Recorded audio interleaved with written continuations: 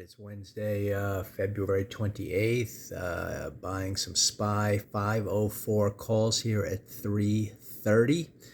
This is on the 15-minute chart after a gap down today and two pause bars on the 15-minute chart. It's now starting up on bar 3, so I'm buying the calls here. I am back to the upside after yesterday's kind of hammer-looking bar that should have followed through higher, but we almost had the kicker bar going down where we kind of, trap all those buyers and go below the lows of yesterday. I was watching for that, and I wanted to see if, in that case, if we would have reached our target or not, or failed again and maybe look for a buy. I bought yesterday kind of near the lows down here, and I shot some videos on that. Anyway, opening price action here after kind of a gap down pre-market.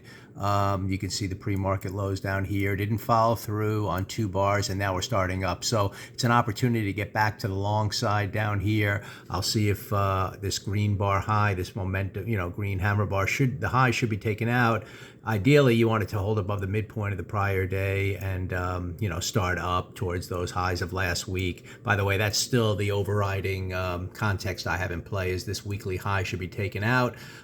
We still have 3 days to go of trading here to get there. And, this is a little down opening in this otherwise little, brief pullback after a big gap up that I still think should be heading up to those highs. So anyway, opening price action is now breaking out on bar 3. So I'm going to buy it here. I'll look for it to kind of get to yesterday's close. That would be a target, fill in this gap, some kind of directional move. Obviously, I want to see it take out that high and just be kind of, a little bit of a 3-day pullback here that eventually works towards last week's high. So opening price action, giving you the buy signal here. I'm going to go with it. Let's see if we get a strong directional move up to yesterday's close to start.